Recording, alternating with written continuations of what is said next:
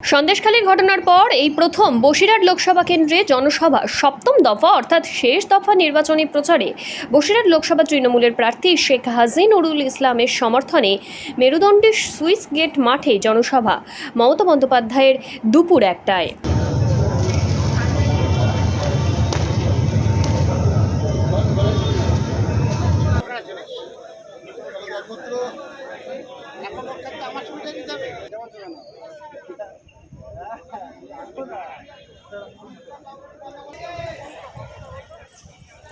Six one two hello 6 1 hello.